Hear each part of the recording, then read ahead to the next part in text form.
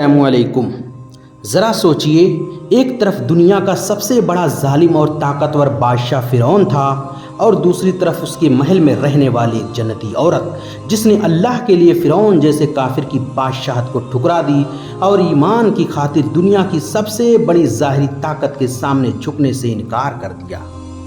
آخر وہ خاتون کون تھیں؟ وہ خاتون تھیں فرعون کی بیوی حضرت آسیہ رضی اللہ عنہا۔ قرآن کریم ہمیں بتاتا ہے کہ فرعون انتہائی سرکش اور ظالم بادشاہ تھا۔ وہ بنی اسرائیل کو سخت تکلیفیں دیتا تھا اور ان کے بیٹوں کو قتل کرتا اور عورتوں کو غلامی کرنے کے لیے زندہ چھوڑ دیتا تھا۔ اور جب فرعون مرا، نہ اس کو زمین نے قبول کیا، نہ آسمان نے اور نہ ہی سمندر نے، بلکہ اس کی لاش آج بھی مصر کے میوزیم میں عبرت کا نشان بن کر رہ گئی۔ لیکن اس ظالم فرعون کے گھر میں ایک ایسی عورت موجود تھی جس کا دل ایمان سے روشن ہو چکا تھا۔ محترم ناظرین، جب حضرت موسیٰ کو ان کی ماں نے اللہ کے حکم سے صندوق میں رکھ کر دریائے نیل میں ڈال دیا تو وہ صندوق فرعون کے گھر والوں تک پہنچا۔ فرعون کی بیوی نے جب اس بچے کو دیکھا تو فرعون سے کہا، یہ میرے اور تمہارے لیے آنکھوں کی ٹھنڈک ہے، اس بچے کو قتل نہ کرنا۔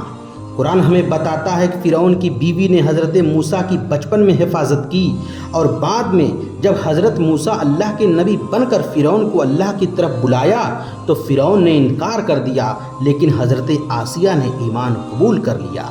جب فرعون کو معلوم ہوا کہ اس کی اپنی بیوی اللہ پر ایمان لے آئی تو وہ برداشت نہ کر سکا اور اپنی بادشاہت، طاقت اور اقتدار کے نشے میں اس عظیم خاتون کو ایمان سے ہٹانا چاہتا تھا، لیکن حضرت آسیہ نے دنیا کی دولت اور طاقت کے مقابلے میں اللہ کے بنائے ہوئے محل کو پسند کیا۔ قرآن کریم فرماتا ہے، اللہ نے ایمان والوں کے لیے فرعون کی بیوی کی مثال بیان فرمائی جب آسیہ نے دعا کی، اے میرے رب، میرے لیے اپنے پاس جنت میں ایک گھر بنا دے اور مجھے فرعون اور اس کے عمل سے نجات دے اور مجھے ظالم قوم سے نجات عطا فرما۔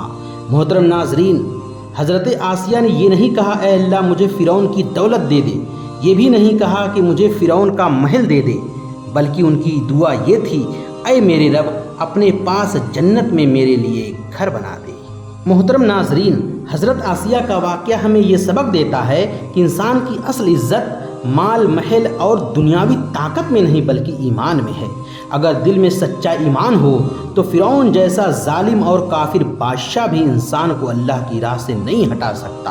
یاد رکھیے، فرعون کے محل میں رہنے والی آسیہ جنت کی حقدار بن گئیں اور فرعون اپنی پوری سلطنت کے باوجود ہلاک و برباد ہو گیا۔